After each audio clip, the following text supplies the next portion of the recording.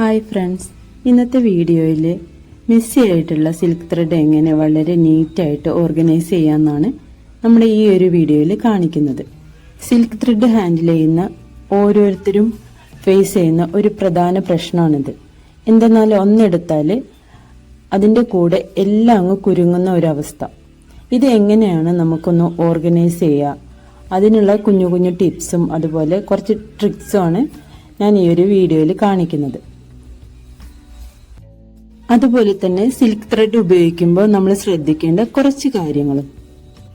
നമ്മൾ ഉപയോഗിച്ച ത്രെഡ് ഇതുപോലെ നമ്മൾ വെക്കുകയാണെങ്കിൽ ഒരുപാട് ത്രെഡ് നമുക്ക് വേസ്റ്റ് ആകും. അതിൽ നിന്നെല്ലാം എങ്ങനെ നമുക്ക് ഇതെല്ലാം നീറ്റായിട്ട് വെക്കുക എന്നുള്ളതാണ് കാണിക്കുന്നത്. അതിനു വേണ്ടിയിട്ട് ഇതുപോലെ ഒരു സിൽക്ക് ത്രെഡിന്റെ എടുത്തിട്ട് നമുക്ക് ഇത്ര ഒരു 2-3 ചുറ്റാനുള്ള അത്രയും ത്രെഡ് ബാക്കി വെച്ചിട്ട് നമ്മുടെ വിരൽ ഇങ്ങനെ വെച്ചിട്ട് അതിൻ്റെ മേളിലൂടെ ഇങ്ങനെ പതുക്കെ ചുറ്റിയെടുക്കുക. എന്നിട്ട് നമ്മുടെ ആ ഒരു വിരലിനെ പതുക്കെ അങ്ങ് ഊരിയെടുത്തതിന് ശേഷം ഇതുപോലെ ഒരു റൗണ്ടായിട്ട് അവിടെ കിട്ടുന്നുണ്ട്. ആ റൗണ്ട് നമ്മുടെ മറ്റേ കൈ വെച്ചിട്ട് ഇതുപോലെ ഒന്ന് പിരിച്ചെടുത്താൽ മതി. ഇത് പിരിച്ചെടുക്കുമ്പോൾ 1-2 തവണ നമ്മളിങ്ങനെ കൈ വെച്ച് പിരിക്കുക, അല്ലെങ്കിൽ ഈ ത്രെഡ് നമുക്കൊന്ന് ഇങ്ങനെ ചുറ്റിയെടുക്കുകയോ ചെയ്താൽ മതി. ഇത് ഒന്നും കൂടെ കാണിക്കാം. ഇത് നമ്മൾ ഇങ്ങനെ ചുറ്റിയെടുത്തതിന് ശേഷം പിരിച്ചെടുക്കുമ്പോൾ ഒന്നെങ്കിൽ നമ്മുടെ മറ്റേ കൈ വെച്ചിട്ട് ആ ത്രെഡിന്റെ മുകൾ വശം പിരിച്ചെടുക്കുക, അല്ലെങ്കിൽ ത്രെഡിന് 2 അല്ലെങ്കിൽ 3 പ്രാവശ്യമായിട്ട് ഒന്ന് ചുറ്റിയെടുക്കുക. ഒരു 5 പ്രാവശ്യം വരെ അങ്ങനെ ചുറ്റുന്നത് നല്ലതായിരിക്കും. ചിലപ്പോൾ 1-2 ചുറ്റി തന്നെ അത് ക്ലിയർ ആയിട്ട് കിട്ടുകയും ചെയ്യും. ഇനി ഇതല്ലാതെ അടുത്ത ഒരു സ്റ്റെപ്പ് എന്ന് പറഞ്ഞാൽ ഇതുപോലെ തന്നെ നമ്മൾ ഒരു സിൽക്ക് ത്രെഡ് എടുത്തിട്ട് നേരത്തെ എടുത്തതുപോലെ തന്നെ ഒരു 2 അല്ലെങ്കിൽ 3 റൗണ്ട് ചുറ്റാൻ പാകത്തിന് ത്രെഡ് വെച്ചിട്ട് നമ്മൾ ഇതുപോലെ കയ്യിലിങ്ങനെ ചുറ്റിയെടുക്കുക. നൂല് പിരിച്ചെടുക്കുന്നതിന് പകരം ഇതിനകത്തൂടെ ഇതുപോലെ 1-2 പ്രാവശ്യം ഇതുപോലെ ഇങ്ങനെ ചുറ്റി എടുക്കുക.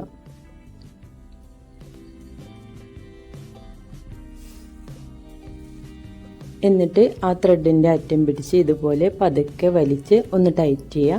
എന്നിട്ട് ഇതുപോലെ വെക്കുക. ഇതും നമുക്ക് നന്നായിട്ട് കിട്ടുന്ന ഒരു രീതിയാണ്.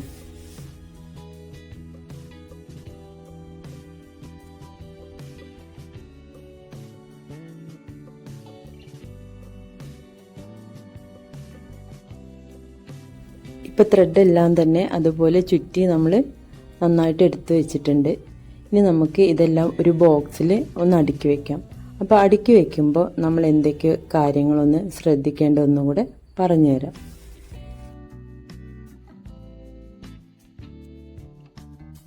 ഈ സിൽക്ക് ത്രെഡൊക്കെ നമ്മൾ വാങ്ങിക്കുന്ന സമയത്ത് അതിൻ്റെ കമ്പനിയുടെ പേരും അതുപോലെ ഇത് ഒരു സീരിയൽ നമ്പറും ഇതിനകത്തുണ്ടാവും. ഓരോ കളറിനും വ്യത്യസ്ത സീരിയൽ നമ്പറായിട്ട് ഇതുപോലെ ഉണ്ടാവും. പല കമ്പനിക്കും പല രീതിയിലാണ് അവർ സീരിയൽ നമ്പർ കൊടുത്തിട്ടുള്ളത്. അപ്പോൾ 1-2 ഞാനിതിൽ കാണിക്കുന്നുണ്ട്. ഓരോ ഷെയ്ഡിൻ്റെയും നമ്പർ ഇതുപോലെ ഓരോ ത്രെഡിലും കൊടുത്തിട്ടുണ്ടാവും. അപ്പോൾ നമ്മൾ ഇങ്ങനെ ഒരു ത്രെഡ് ഒരാവശ്യത്തിന് ഉപയോഗിക്കുകയാണെങ്കിൽ ആ ഒരു കവറ് ഇതുപോലെ ഇതിനകത്തൊന്ന് വെച്ചേക്കണം. കാരണം നമുക്ക് ഈ ഒരു ത്രെഡ് കിട്ടണമെങ്കിൽ പിന്നെ അതിൻ്റെ ആ ഒരു സീരിയൽ നമ്പർ ആവശ്യമാണ്. ഇപ്പോൾ ഈ ഒരു കളറിന് ചിലപ്പോൾ നമുക്ക് ഈ ഒരു സീരിയൽ നമ്പർ വേണം എന്നില്ല. നമുക്ക് പോയി നോക്കുമ്പോൾ തന്നെ അത് തെറ്റില്ലാതെ നമുക്ക് കിട്ടും. പക്ഷേ ഇപ്പം ഞാൻ വേറൊരു കളറ് കാണിക്കാം. ഇത് ഗ്രീൻ കളർ ഒരു ത്രെഡാണ്. അതിൽ തന്നെ ഞാൻ പല ഗ്രീനായിട്ടും എടുക്കുന്നുണ്ട്. ഇതെല്ലാം ഗ്രീനിൻ്റെ ഓരോ ഷെയ്ഡുകളാണ്. ഇതിലും കൂടുതലായിട്ട് ഗ്രീൻ ഇനി അതിനകത്തുണ്ട്. അപ്പം നമുക്ക് ഈ ഒരു കളറാണ് ഇതിനകത്ത് ഏറ്റവും ലൈറ്റായിട്ട് വരുന്നത്. അതുപോലെ തന്നെ ഇതിനകത്ത് ഇതുമാണ് ഏറ്റവും ഡാർക്കായിട്ടും വരുന്ന ത്രെഡ്. ചെറിയ ചെറിയ വ്യത്യാസങ്ങളിലാണ് ഓരോ ത്രെഡും വരുന്നത്. നമുക്ക് ഇങ്ങനെ ഒരു വീഡിയോയിലായിട്ട് കാണുമ്പോൾ അത്ര ആ ഒരു മാറ്റം അറിയില്ല. എന്നാലും ഈ ഓരോ കളറിനും വ്യത്യാസമുണ്ട്. അപ്പോൾ ആ ഒരു കവർ ഇതിനില്ലെങ്കിൽ പോലും നമുക്ക് ഇതുപോലെ ആ നമ്പർ എഴുതി വെച്ചാലും ആ ഒരു സീരിയൽ നമ്പർ കിട്ടും. ഇപ്പൊ ഇതിനകത്ത് ഈ ഒരു ബോക്സിനകത്ത് ഇത്ര തന്നെ ഗ്രീൻ ആണ് വന്നിട്ടുള്ളത്.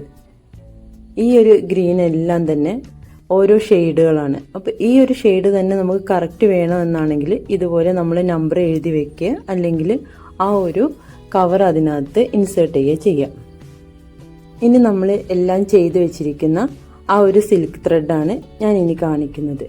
ഇപ്പൊ ഈ സിൽക്ക് ത്രെഡ് എല്ലാം ഇങ്ങനെയാണ് ഞാൻ വെച്ചിട്ടുള്ളത്. ഇനി നമുക്ക് ഇതിലേതും എടുത്ത് ഉപയോഗിക്കാം.